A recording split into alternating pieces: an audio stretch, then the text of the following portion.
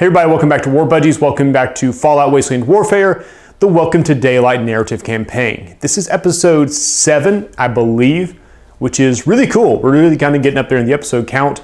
We're kind of spreading out. You'll see the map here in a little bit. You can see we're kind of branching out into the local area, which is very cool. Our vote last time was to go defend the settlement who is sounding the alarm, saying they've got soup mutants on the way. So you guys voted to be heroes and defend the settlement. So what's going to happen is Benji, who now has his power armor, and Nora and Dogmeat are going to journey out to defend this settlement from the incursion of super mutants. It's a bit of a smaller episode this week because they're going to run into an interruption along the road. Next week is going to be a larger battle with more of a zone defense type thing, but you'll see what I mean once we get into it. As always, drop your vote for MVP of the game in the comment section below. You guys nominated Nora last week, so she has picked up a brand new boost card for this week. And there will be a link in the description below so you can vote on the course of action the Daylighters should take for next episode. And that poll will be open through, say, like Thursday or so. Sit back, enjoy the ride, enjoy the episode, and thanks for watching. And before we get rolling on the action, let's check in with the settlers over at Daylight. Some of our modifications here, we have invested in a water purifier there on the back island, and a cooking station here up front, so that we can prepare food. What that lets us do is we can draw one food or drink card for each crop field we have. And this thing uses one water, no power. So about those crop fields, there should be 2 of them here. I cannot find the crop field tokens. You've probably seen them in previous battle reports, like the Defend the Farm from Season 2. I don't know where they are, or Season 1, whatever. I can't find them, but I'm going to give them another week to try to turn up before I buy new ones. So, aside from that, we are going to move into the draws. From our last battle, we still have Nora's Institute laser rifle. We also randomly rolled Benji's power armor. So Benji has picked up a set of T51 power armor, which is not bad. We also have 2 maintenance sheds, so we are able to keep both those items and add them to the item pool moving forward. Our weapons rack lets us draw a random weapon card to add to this item pool, and we drew a tire iron. And then for our cooking station, we drew mutant hound meat and bourbon, because those pair well together. Now we have 2 stores on Daylight, so we can take 2 of these items into combat with us. The power armor is going to be an obvious choice. We'll take that one, and we're also going to take the tire iron. So we're going to end up selling off the remaining items. So long, Institute laser rifle, you did a good job, but you're just not the same as the hunting rifle, and your time has passed. So we'll add the caps value of those items to the bank. I'll calculate that here shortly. We're going to go ahead and run up the listening post, see what we get off that one. And our listening post gave us the Finn's subway station. So we drop down the stairs, there's a dead guard, a long dead guard there. We can either stay quiet and get caps, or we can draw an armor card. And honestly, we want caps because we want to buy more stores so we can take more items. We're going to gain 22 caps. And with all that sorted, let's get the gang suited up and off to rescue a settlement.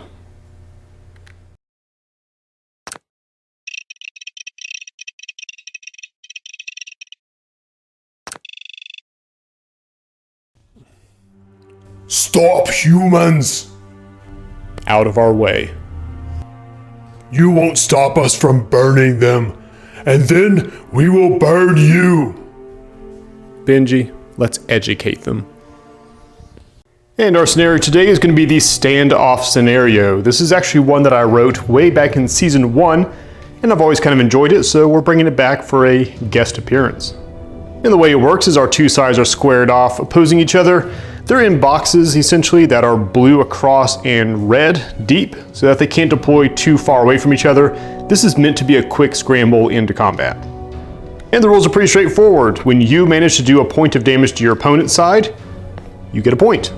When you deal a bunch of damage to your opponent's side, you get a bunch of points. At the end of the game, which is only 3 rounds because this is a quick scramble, at the end of those 3 rounds, whichever side has more points wins the game. And just to add some stakes here, if Nora and the gang win this standoff, then they will drive off this little patrol group, and our next mission will be them defending the settlement. If the muties win, then Nora and the gang will have to retreat, they will be followed, and our next mission will be a defense of Daylight itself. Now obviously they have not started combat yet. Everyone's still kind of staring each other down, hands reaching for their guns or sledgehammers or whatever. This is a standoff after all, so we have to find a way to break it. So the opening of the game, in order to decide who goes first, the two leaders, in this case the Brute and Nora, will make opposed charisma checks to see who loses their nerve first.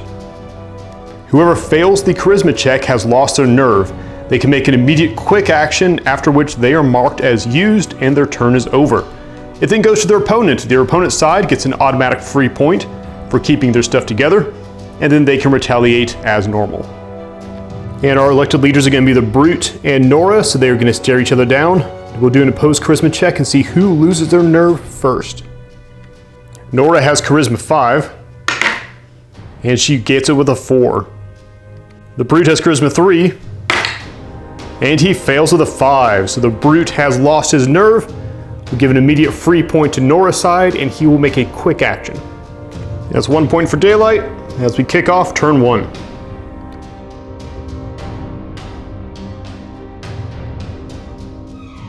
Before we get started, our turn 2 event card has the flip icon, so let's preview a lightning storm for turn 2. So that may throw some random damage around. 2 mutant Brute, since he lost his nerve, he is allowed 1 quick action, and he will take a charge action into Nora, as any respectable super mutant Brute would do. He'll take a green die for his charge, but per the scenario, since he broke first, that is all he can do for this turn. Dogmeat is going to countercharge, as Dogmeat tends to do, and we'll throw the dog bite at him. Dogmeat's going to throw the Dogmeat special with a green die for having Nora in combat and a black die for his charge, hitting on 6s. We're off to a wonderful start there. Lest I forget, he is heroic next to Nora, so let's roll for his VATS real quick. Oh, he does get some VATS. He's going to bite again as a quick action, still green die for Nora, but no black die for the charge, now hitting on 4s. There you go, with an armor break. It's 2 damage against 1 armor. 2 damage goes through. That is 2 more points for the Daylighters, and he'll use his other quick action to prepare. The AI randomly selects this super mutant to go next. He will take a red charge forward into Benji, swinging his board and trying to crack that armor open. A green die for his charge, hitting on 6s. And hard miss. Benji is going to welcome his new friend with a tire iron to the face. Now Benji gets a +2 strength bonus from his armor, bringing him up to 6, which is unfortunately just 1 shy of qualifying for the stupid strong bonus. But he does get to hit on 6s. And hit he does with an armor break. Punches straight through the armor 1 on that mutant, so hit him again. 6, identical roll, alright. That is 2 damage each on 2 attacks, and that means 4 more points for Daylight. In what could be problematic, this Brute is going to charge straight forward and join his buddy trying to beat up on Dogmeat. Dogmeat's going to use his prepare action to strike first. He's going to be hitting on 4s for the quick action. And it's a hit, double armor break. So those 2 damage go straight through his armor. Now he's going to retaliate. He gets a yellow die for his sledgehammer, black die for being stupid strong, black die for his charge, green die for having a friend and or colleague, white dice. Hitting on 8s. Oh, you poor Dogmeat. Armor break and 4 damage total. 4 damage against 1+1 armor. Oh boy, he blocks 1, takes 3 damage. And the muties are on the scoreboard with 3 points. Survivor's gonna be Nora. We're gonna roll for her VATS. No VATS. Nora's gonna open up with her hunting rifle on the Brute in front of her, the one who made the charge. She's gonna be at -2 for using a ranged weapon in close combat, but she'll get a green die because she's got Dogmeat there. So she'll be hitting on 5s. Oh, hit, bonus crit, bonus damage. 3 physical damage against 3 physical armor. And unfortunately, he blocks it all. We're just gonna roll luck die, see if she can pull off 1 more crit point out of that. And it works, that fully charges all 3 points on her rifle. She will expend that crit to put her second shot into the dude right in front of her. Automatically hits, automatically deals 4 damage plus the following. Beautiful.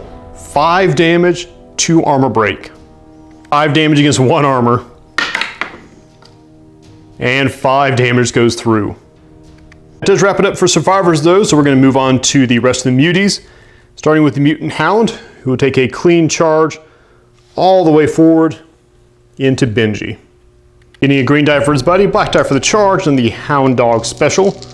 And he's hitting on 6s. And 6s he gets with a double break. That's 2 damage against 1+1 armor. And he only blocks 1, so 1 goes onto the armor. And the T-51 has 3 health points on its own, so that's 1 out of 3. Our final contestant will swing around and join the dog pile on dog meat and swing his board. Hitting on 6s.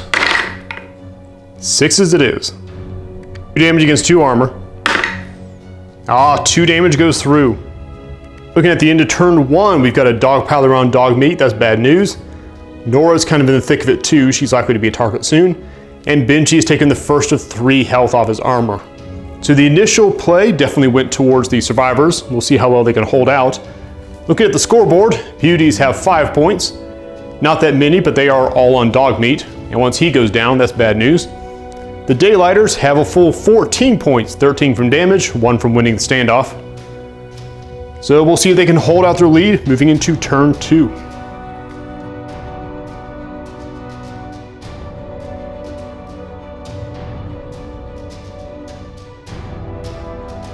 As a reminder, Lightning Storm is in effect, but we do not roll for that until the end of the turn. Honestly, Dogmeat's not long for this world, most likely, so he is going to try to go first, see what kind of damage he can do before he gets taken down. Vats for Dogmeat. 1 Vats. He's going to throw his dog bite into the same super mutant that Nora was trying to take down. See if he can get that last point off. He used his quick action for this because since he's attacking an outnormal target, he'll get his green die from Nora. So we're hitting on 4s. And 4s we get with an armor break. That armor break makes it 2 damage against 1 armor, and the brute goes down, giving 1 more point to the survivors. In case someone's trying to do the math in their head right now, if you table your opponent, you do still win, no matter what the board says. Since that was his quick action, he will then put a regular bite into the next brute. On 6s, that's a hit with an armor break. 2 damage against 1 armor, and blocks 1, takes 1. Final attack, same target. And another hit. There's the mushroom cloud. That's just what we were looking for. 3 damage against 1 armor. And takes 3. Survivors are just cleaning house today, and by survivors I mostly mean dog meat. This guy now has a broken arm, so he's a -2 to his actions. He does get to go next with strength 8, so down to 6 for his swing. Hitting on 6s. Oh, 6s, and that's more than enough. 4 damage, Dogmeat only had 1 left. He's out. Beauties go up to 6. And he will then follow up with a charge into Nora, and he will attempt to battle cry. We don't see this too often. See, we don't see it because John forgets it's a thing sometimes. So the way this works, the brute, for those of you who need a refresher, the brute has a battle cry skill on his strength, so he will roll an opposed check of strength 8 against Nora's resist battle cry of 5. Is he intimidating on an 8? 5's good. 5's pretty good. Nora tries to resist on a 5, and she does not. Though she technically got the better roll, it is the highest successful roll, so he will get both a black and a green die on his charge. Nora's going next, rolling for Vats. Ooh, 2 Vats. He's thinking she'll put it into this guy before he can put it into her. So shooting with a hunting rifle, close range or in combat, so on 5s. Oh, that's not good. She's going to use her Take 2 boost from last game's MVP. Reroll the white die only. That's just kind of how it goes. All right, her second shot with the hunting rifle. That's much better. 4 damage against 2 health remaining. That is just enough to remove him, giving 2 more points to Daylight. We've seen some amazing rolls out of Daylight today. This has been kind of incredible. Using her first quick action to fire into the super mutant, hitting on 7s. Good. 3 damage against 1 armor. 3 damage it is. Try her luck for a crit point, and does not get it. And she'll take her final move action. She'll actually move into close combat here, which will draw a response from the Mutant Hound. Mutant Hound hitting on 4s. Oh, thankfully missed. Super Mutant with the board is going to go next, swinging into Benji. On 6s. Oh, it is a hit. 2 damage against 3+1 armor. He's fine. Swinging again into Benji. Oh, excellent. Bonus damage, -1 armor. 3 damage against 2+1. And 2 get through. Benji's armor is now broken. But John realizes he forgot to add caps for damaging the armor, so that's 3 points for the muties. Benji, not being a huge fan of this, I mean, he just got this armor, it still has the new armor smell. He's going to swing his tire iron into the mutant. On 6s, beautiful hit, -1 armor. He only has 1 armor, so he goes down. Second shot is going to go into the Mutant Hound with a bonus green die because Nora's here. And not quite, he needed 6s. Mutant Hound smells blood. He literally smells blood. Mostly mutant blood, that's not the point. He will try to tear into Benji now that the armor is open. Dog special hitting on 6s. 6s it is. Oh, and there's the arm break. Damage against 3 armor. And 1 goes through. Second shot hitting on 6s. Oh, another one with an armor break and a bonus. 3 damage against 2 armor. And he blocks all but 1. Good job. Finally, Nora is going to spend her reaction to retaliate against the Hound. -2 for the quick action, -2 for being in close combat with a weapon, so she's hitting on 3s. And she misses. As per the Lightning Storm, now that we're at the end of the round, we're going to select 2 random models. So we have our beautiful Budgie dice here. Where's the thing? There it is. So we're going to go 1, 2, 3, and 4. That is a 5. 4, all right, so 1 target on here. And then we'll just do D3 for these guys. And the Mutant Hound. Freaking survivor's luck this game. All right, on the double bottle cap, the Hound takes energy damage. Nope. And the star actually makes this remove from play, which is not bad. Super Mutant, same thing. He's fine. So at the end of turn 2, there are a lot fewer models on the board you may have noticed. The scoreboard is kind of ridiculous. This has been a weird RNG game. Muties have a nice little pile there, whereas Daylight has an extravagant horde on their side. So there's really no hope or prayer of catching up in terms of caps. The mutant objective now is to bring down both of these two in turn 3, which is the last turn of the game.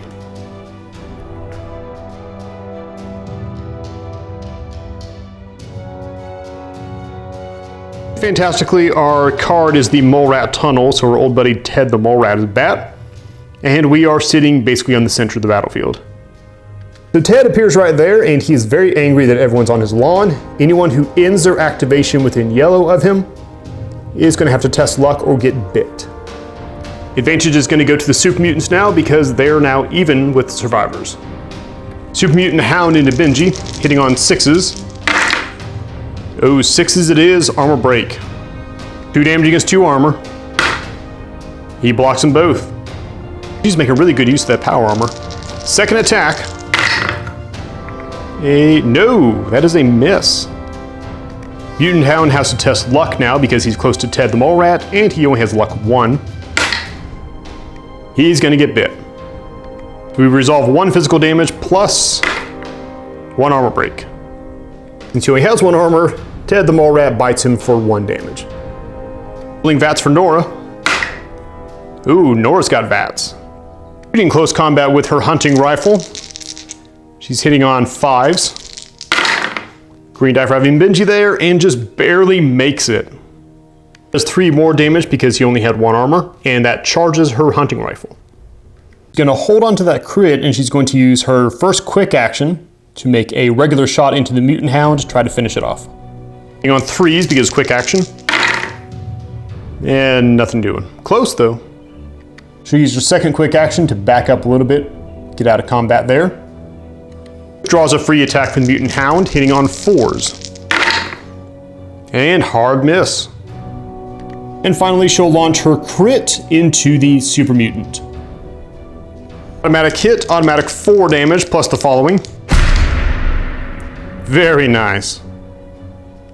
4 damage, only 3 health remaining, and he drops.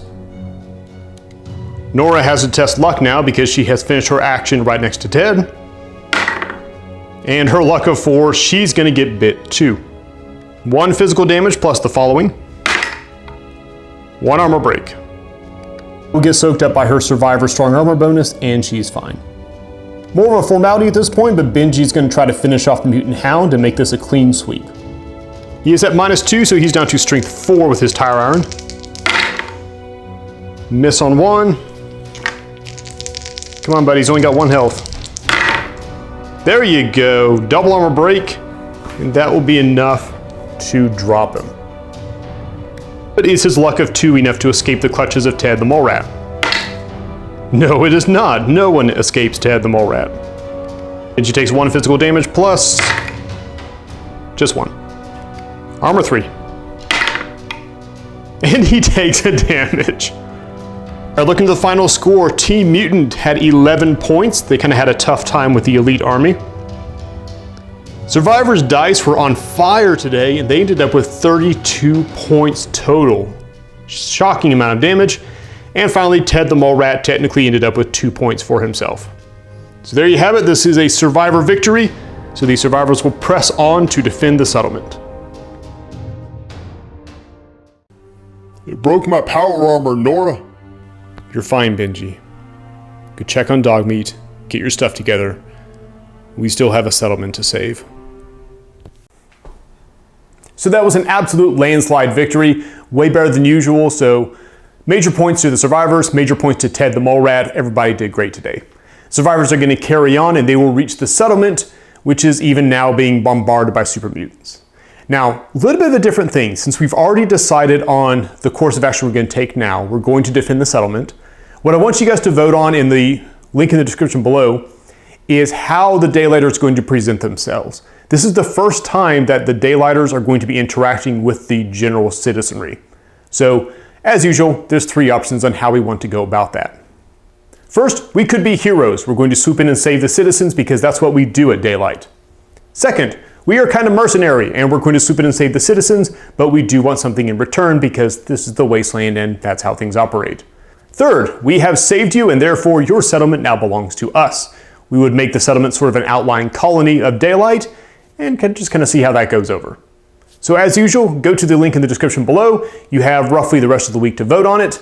Hope you guys enjoyed the episode and we'll see you next time on Welcome to Daylight.